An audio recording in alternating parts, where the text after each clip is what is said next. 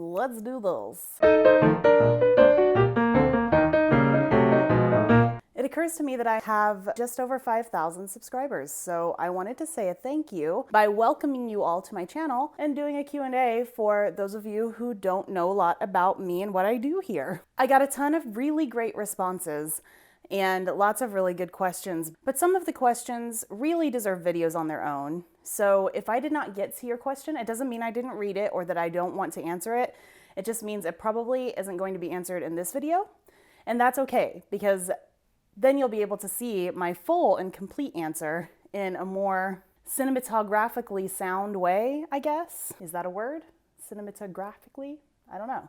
But we're going with it. Shall we get into the questions? Oh yes, by the way, this is my first Chris Candlemarket mug that I got since moving to Chicago. I have one other one that's older than this, and it's from a trip that I made up here to Chicago in college. This one is definitely amongst my favorites. They're all my favorites. They're so cute and festive. So I'll be drinking out of this today as I talk to you. So first question, Abby asks, where are your ancestors from? My ancestors on my father's side, we know for sure, come from England, and then before that, probably France. In terms of my mother's side, the records aren't as clear, and there are questions about where my family comes from, but we're pretty certain that they're possibly Irish by way of France as well. I do like to dig into our ancestry, so maybe at some point I will actually be able to answer that for both sides pretty clearly. We'll see. My next question comes from AMCSay, or AMCSay perhaps, and the question is, outside of the US and the UK, where would you most like to travel? And the answer is easy. I still haven't been to France. I don't know if you know this story or not, so I will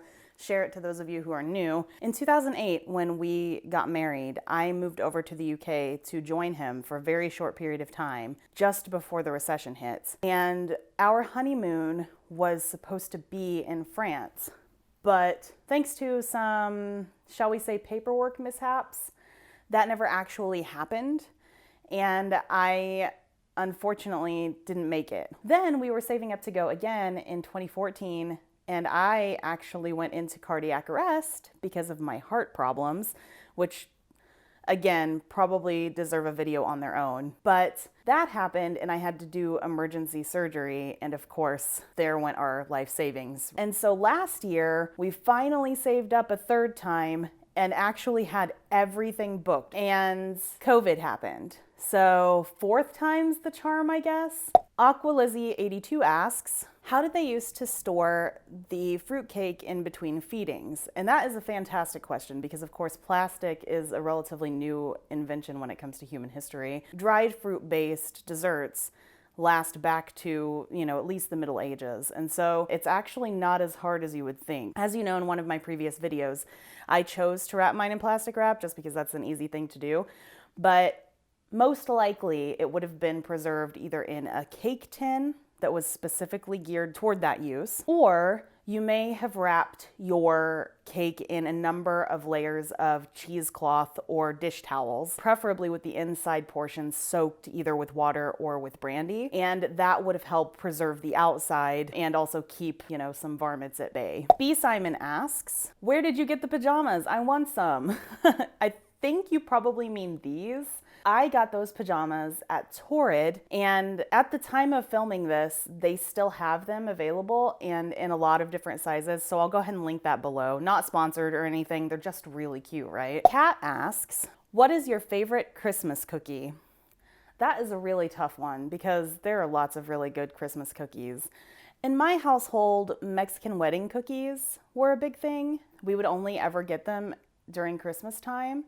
And I really like the taste of almond. So obviously, like, fruitcake has a lot of almond flour in it, or at least the one that I made this year. And I kind of chose that on purpose. I think, yeah, Mexican wedding cakes. Another one that I really like is actually my own recipe that I developed kind of by accident. And that's for cranberry white chocolate cookies. There was a time when I was at my parents' house and we had literally nothing to do, but I didn't want to go out, and so I just started experimenting. And I ended up baking these cookies that my brother still maintains all these years later is his absolute favorite thing that I've ever made for them. So cranberry white chocolate Christmas cookies, Very, very good stuff. And then of course there's always the traditional sugar cookie as well, which is never a miss, right? I also really like snickerdoodles. I don't know, it's pretty much impossible to choose. I just have a sweet tooth and I just want to eat all the cookies. Kathy asks, if you could live anywhere, where would it be? You know, honestly, I really like where we live right now. I don't know that I want to move anywhere in the foreseeable future, at least. I really like living in Chicago. We pretty close to my family, and again, just a plane's journey away from his. It's a pretty good location for an internationally based family. Plus, Chicago itself is a pretty good city too, when, you know, COVID isn't ravaging it. So I haven't been into the city in like 9 months, but I was there literally the day before we shut down and I loved it. So Kelly asks, what is your favorite holiday tradition? And I have a great deal of them, but since we moved to Chicago, my favorite holiday tradition, which you probably will have seen, if you go over to my Instagram, then you'll see the care package that we got for ourselves because we couldn't go to our beloved Christkindl Market this year. And that is my favorite thing about the holiday season, is going to the Christkindl Market and just looking at all of the really cool German ornaments and going ice skating and just browsing for holiday gifts and drinking hot cocoa and having German treats. Like, it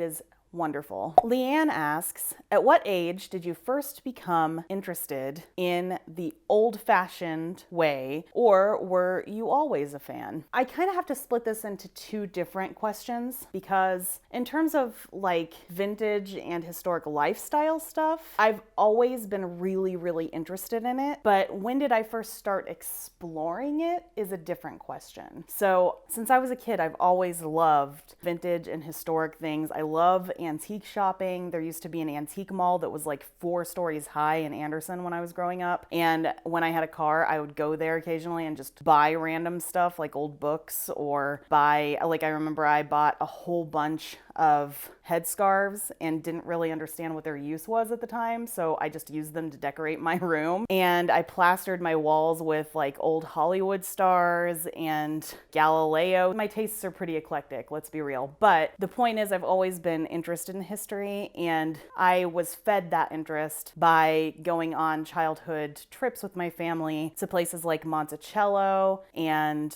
Colonial Williamsburg. And of course, Conner Prairie was right up the street from us as well. So I went on a lot of school trips there. So living history has always kind of been a part of my life growing up, and I was always really interested in exploring that as a career choice. In terms of actually doing some of that exploration on my own and making the decision to kind of go whole hog on the vintage aesthetic, that came a little bit later. I was part of a troupe in Indianapolis of burlesque dancers while I was still in grad school. And then after I was finished with grad school and I became a teacher, I realized that I didn't have time for that hobby anymore. And so I just, when I was off, I started looking back into museum work and possibly doing historic costuming. And I realized that I also didn't want another master's degree. So that certainly wasn't going to happen. So I just started researching and started reading and started doing this because I wanted to, because it was just fun. Started doing a lot of home baking and making. I started rolling my hair. I just rekindled my passion for learning about, you know, the female perspective and human experience of women who came before us. So in terms of when it got started, it's sort of been a lifelong thing for me, but it's kind of ebbed and flowed in and out as time and experience has allowed for it to. Mandy asks, what did you study in the UK while you were there? Surprise, surprise, I studied history while I was in the UK. I had 3 different courses plus German, and because at the time I was taking German too, so that I could theoretically get my double major in history, which of course we all know didn't pan out, but it almost did. I was only 3 credits away. So yeah, I took history classes and German while I was in England to fulfill some requirements that I needed back home. Shauna asks, is the house that you're living in the first of your married life, and are you in love with the extra room? So first off, yes, I absolutely love that we have more room here, but it is not, believe it or not, the first house that we have ever lived in as a married couple, because when we were forced to move back into my family home because of the recession, we worked our butts off for a year and we had saved up enough money again to be able to move out on our own. Then we lived in a townhouse and it had almost as much room as this place does. So this is the largest home that we have ever lived in, but it is not the only house. And then finally, I'm going to end it with this question because I know that we've been going on for quite a while now. I don't know how many minutes, but I don't want to keep y'all all day. And so Strays99 asks, what types of retro things do you love? I would say I'm not really a consummate collector as such. I am always more about the aesthetic and how it's going to work within kind of the vision that I've created for myself and for my environment. Things that usually tend to stand out for me retro-wise, prints that you might put on a wall, or old books that will stand, you know, regally on your bookshelf. And then of course the furniture itself always has to have a little bit of a vintage aesthetic to it. If I can find a true vintage piece for a good price, like our current dining room set, then that is probably my favorite kind of thing. It doesn't matter where in time it really came from, although there are a few choice pieces that I'm still looking for and hopefully someday we'll find at reasonable prices. We'll see, but I have to like own my own home for that first. You know what? I just realized I was about to tell you that I don't have a specific go-to in terms of things that I collect, but I won't lie to you. I love thimbles. I collect thimbles. Specifically porcelain ones. There you go. That's my favorite retro find is porcelain thimbles. I didn't even realize I collected them, but I absolutely love them. I have a drawer full of them and they are, I don't know, like they just make me the happiest person in the world whenever I open that drawer. I have really enjoyed Vlogmas so far. We're not quite halfway there, but we're really close. So I wanted to let you know that on Saturday, I am going to be doing my first live stream since just after the pandemic began here on the channel. But what you'll want to do, of course, is when I set it up, which will probably be by the time that this video comes out, or at least shortly after, then you'll want to set that notification, because when you go to my channel, then it asks if you'd like to set a notification. That is what you're going to want to do, is hit the little notification bell for that specific live stream. And you can hang out with me as we discuss traditions that got their start in the Victorian era. So I hope to see you all there. I am really excited about it.